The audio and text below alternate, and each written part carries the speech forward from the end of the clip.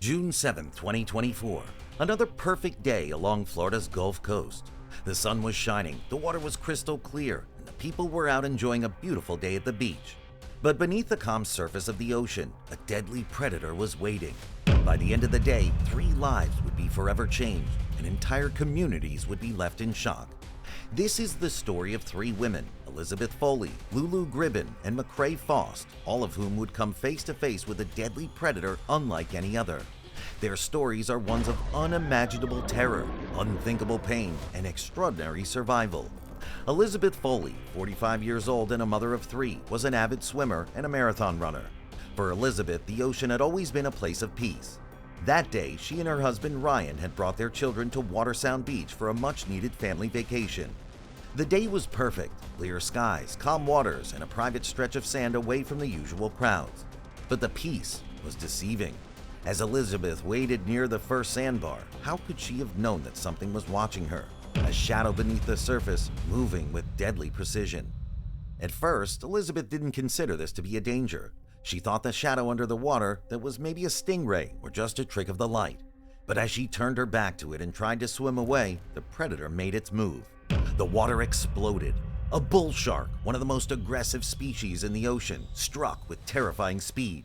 Its jaws clamped around Elizabeth's legs and buttocks and began dragging her under the waves. The pain was immediate and searing. She fought desperately, kicking and punching at the shark, but it was relentless. When Elizabeth surfaced, she screamed for help. Her family watched in horror as the shark spun around and struck again, its powerful jaws this time ripping her left hand clean off, exposing 4 inches of bone. Her husband Ryan didn't hesitate. He ran into the water, his only thought to save his wife. As he pulled her toward the shore, blood trailed behind them, staining the once pristine water. On shore, the scene was one of chaos. Blood stained the water as Elizabeth's torn body was dragged onto the beach. Dr. Keith Harrison, a neuropathologist vacationing nearby, had been playing with his kids nearby and heard the screams. Knowing something was seriously wrong, he immediately sprang into action. When he reached them, he helped Ryan with Elizabeth, quickly assessing her catastrophic injuries. Harrison pressed hard on her left brachial artery, a critical maneuver to slow the rapid blood loss from her severed hand. But her injuries were worse than anyone could have imagined. Blood was also pouring from her pelvis, which had been shredded by the shark's razor-sharp teeth. Just moments later, 3 medical professionals who'd been enjoying a weekend vacation, Riley, a paramedic, Bailey, an ER nurse, and Abby, a specialist nurse, saw the commotion. Immediately, Riley knew what was happening, and she jumped to her feet and said, "Are you all ready?" And the 3 girls jumped into action, arriving at the scene as Elizabeth was brought ashore. Riley, the paramedic, took charge, directing her friends to grab anything they could find to create tourniquets. Using beach towels and even Elizabeth's own shirt, they tightly bound her severed arm and worked to slow the bleeding from her pelvis. Meanwhile, Bailey and Abby pressed down on Elizabeth's pelvis wounds, their hands soaked in blood as they tried to stop the flow. 911 calls came flooding in. I see blood all over the water. They just got her on the beach, but her hand is missing. Oh my god, her legs. Oh god, her butt. She's losing blood very, very rapid. Okay. Her lips are losing color. We need emergency here now. This is bad. We're gonna lose her. I'm not kidding. She's losing blood fast. Elizabeth's children stood just feet away, their faces pale with shock. Laurel, her oldest daughter, described the moment as something out of a nightmare. Her mother's body torn apart, her life slipping away. A Navy SEAL and a local sheriff arrived with additional medical supplies, including gauze and tape, providing crucial help in stabilizing Elizabeth. A sweet woman knelt by Elizabeth's side and calmed Elizabeth by leading her in a prayer, as others were joining the team to help stop the flow of blood. After what felt like an eternity, more help arrived. First, a beach truck to load her onto, to transport her off the beach to take her to a place where they could land a helicopter. Elizabeth was loaded onto a stretcher, her body cold and motionless. As the helicopter lifted off, those on the beach could only hope she would survive the journey to the nearby hospital. As emergency personnel were arriving and beginning to operate on Elizabeth over the next several hours. Just 4 miles down the coast, 15-year-old Lulu, Griffin, and McRae Faust were enjoying their first beach trip with Lulu's sister and several friends. Playing on the beach and enjoying the beautiful day, the group had spent a few hours collecting sand dollars and playing in the shallow waves. As the morning sun rose higher, the girls explored the shallow waters near the sandbars. They laughed as they collected sand dollars, marveling at the beauty of the ocean and the treasures it held beneath the waves. But they had no idea what had happened at Watersound Beach and how during that time of joy for them, Elizabeth Foley was just a few miles away fighting for her life. The girls had no idea of the danger lurking below the waves until the predator made its move. One of Lulu's friends spotted it first, a dark shadow cutting through the water. She screamed. But before Lulu could react, the shark struck. Its powerful jaws clamped down on her left hand, shaking her and pulling her under like a horrible scene from a movie. But within seconds, the shark had severed it completely off. Lulu surfaced and screamed as the pain was unimaginable, but the shark wasn't finished. It circled back, this time latching onto her right leg. It pulled her down again and shook her body with incredible force. Its teeth tore through the muscle and bone, leaving her thigh bone exposed. Then, maybe because the shark was confused, or just in a blood-fueled frenzy, the shark spun around once more, and this time its vicious jaws laid into McRae Faust, Lulu's friend. The shark bit viciously into McRae's foot, severing several tendons and muscles. She screamed in pain, but was able to pull away and the shark released her. It swam away, but lingered in the distance. On the beach, two doctors, Dr. Ryan Forbes and Dr. Muhammad Ali, were boogie boarding with their children when they heard the screams. Without hesitation, they ran into the water along with several other bystanders, pulling Lulu away in a pool of blood. The shark was spotted by several of them still lingering and still waiting not far from shore. You can see it here in the footage taken from the beach. By the time they reached shore, Lulu was barely clinging to life. Most of her leg and hand were gone, and she had lost massive amounts of blood.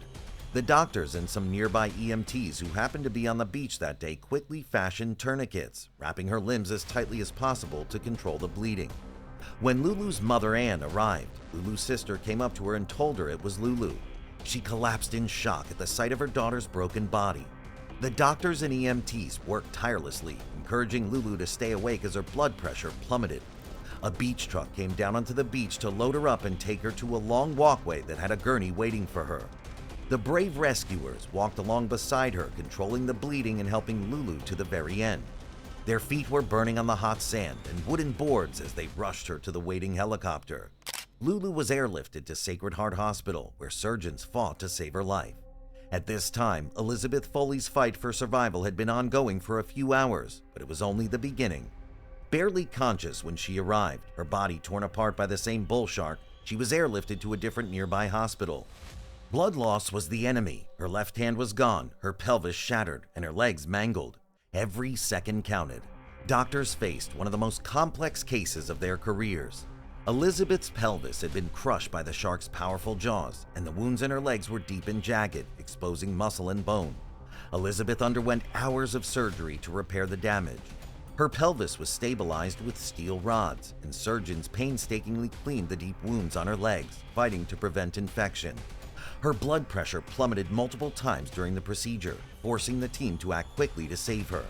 At the same time, the other team of medical professionals worked on Lulu. The doctor said that Lulu had lost 2/3 of her blood and would have to endure life-altering amputations. Nobody knew what the outcome would be, but everyone prayed hard for Lulu to come out of all of this alive. The shark had taken her left hand off completely and torn through her right leg, leaving her thigh bone completely exposed. Because she'd lost so much blood, her body was shutting down and was on the brink of death.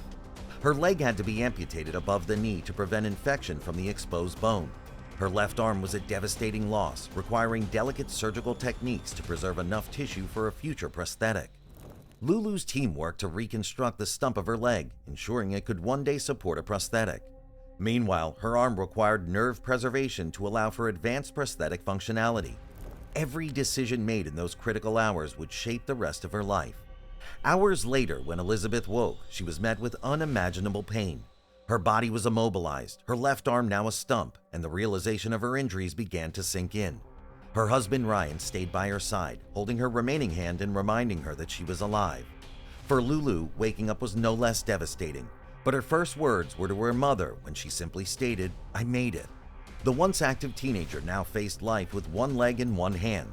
Her mother Anne and her dear sister whispered words of encouragement and love. Elizabeth's battle was far from over. Over the next 2 months, she would endure 19 surgeries, each one critical to her survival. Skin grafts covered the raw wounds on her legs, and surgeons reconstructed parts of her pelvis to restore stability. For Lulu, the groundbreaking starfish procedure offered hope. The surgery would allow her to control individual fingers on a future prosthetic hand. Though revolutionary, it was complex and risky, requiring weeks of preparation and meticulous execution. For Lulu, McRae, and Elizabeth, support poured in from their hometowns. Friends, family, and even celebrities sent messages of encouragement, reminding them that they were not alone in their fight. Though their journeys were separate, Elizabeth and Lulu shared an unspoken bond. These women had faced the jaws of death and emerged on the other side forever changed. Gratitude became a central part of Elizabeth's story. She never forgot the strangers who saved her life on the beach or the medical team who fought tirelessly to keep her alive. For Lulu, each step forward brought a new triumph. The advanced prosthetic hand gave her hope, and she embraced every challenge with the determination of a survivor. Months later, Elizabeth and Lulu connected with the heroes who had saved them that day. Tears flowed as they thanked the doctors, nurses, and strangers who had refused to give up. Elizabeth and Lulu's and McRae's stories remind us of the fragility of life and the strength of the human spirit. In the face of unimaginable terror, they endured, survived, and thrived. We hope you enjoyed these stories about these remarkable ladies. If you want to see more details, you can go to their individual stories here. Please like and subscribe to support our channel. We hope to see you next week on another episode of Jaws and Claws.